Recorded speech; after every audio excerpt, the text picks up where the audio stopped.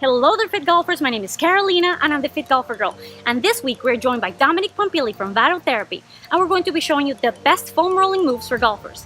But first, don't forget to subscribe to my YouTube channel, give this video a thumbs up, and bring the driving range to your home with one of Rocket Sports nets. Click the link in the description to get 15% off. Let's get started.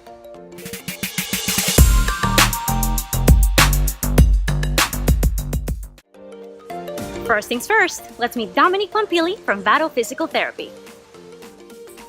Good morning, this is Dominic Pompile from Vado Therapy and Sports Medicine. I'm a licensed physical therapist and certified strength and conditioning specialist with over 20 years experience in outpatient orthopedics. Our first question was submitted by Sarah via Instagram. Should I foam roll before teeing off? For how long? I would strongly suggest foam rolling about 15 to 20 minutes, maybe a half an hour prior to golf, whether you're going to the driving range or you're actually getting on the first hole. Just again, 7 to 8 minutes max to release that soft tissue to prepare your system to handle the stress of golf. Our next question was submitted by Dave via Instagram. Should I foam roll before working out too? Yes, I would strongly suggest using a foam roller before your workouts, again, just to give a quick release to those areas so that before I go into my workout, I'm able to handle the stressor through my body without compensation or restriction because something is too tight or too restricted, and then I'm going to have bigger issues. Now let's take a look at the best foam rolling moves every golfer should be doing. Hello everyone, we're going to go over the foam roller self-myofascial release for the quadriceps muscles. Initially, what we're going to do is place the roller underneath the thighs as we gently roll over on top of the roller. Once we find a tender spot, you would like to stay on that spot for preferably 20 to 30 seconds before moving to another spot. The premise is not to roll back and forth like it's a rolling pin, but to maintain pressure on the tender spot to release the shortened, tightened tissue and therefore lengthening it so we get an increased production from the knee and the hip. Next, we're going to begin with a self-myofascial release of the iliotibial band, also known as the IT band. It is imperative to release this structure. Note that it is not muscle, it is connective tissue, so it will respond and feel differently than the quadriceps. Again, same premise will apply. We will apply pressure on one spot, maintain that pressure for 20 to 30 seconds before we move to another spot. Hi folks, we're going to move on to the hip flexor. Initially we'll assume a position in a lying down position, and we will place the edge of the foam roller just inside of that bony notch in the front of your hip. You will go ahead and lie down on that position on your stomach.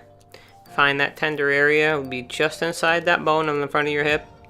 You will maintain pressure there for 20 to 30 seconds. It is imperative to release this area so we can develop proper hip power for our golfers.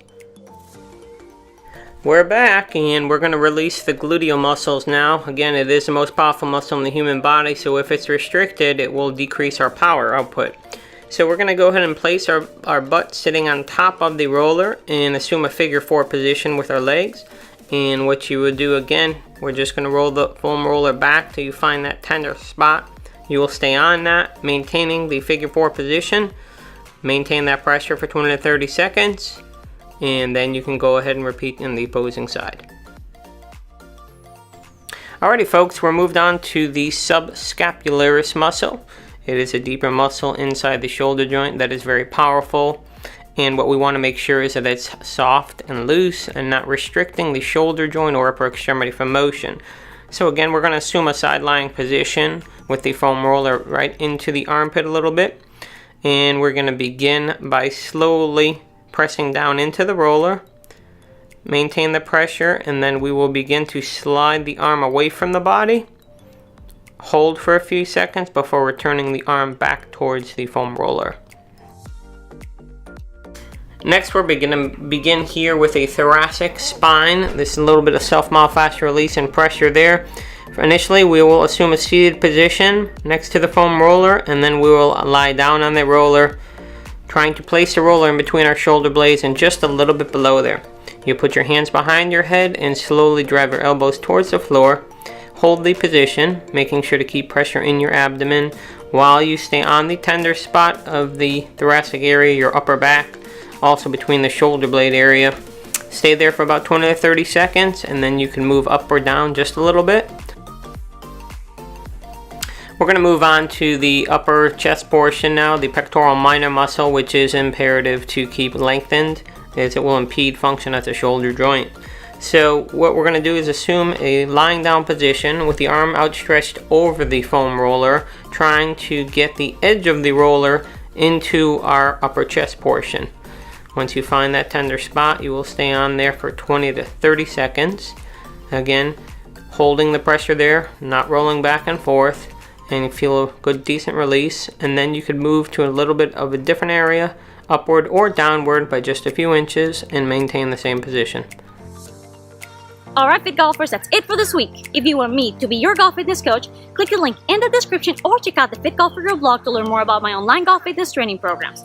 Follow me on social media, subscribe to my YouTube channel, and if you have any questions, send me an email at fitgolfergirl@gmail.com. See you guys next week. Mwah.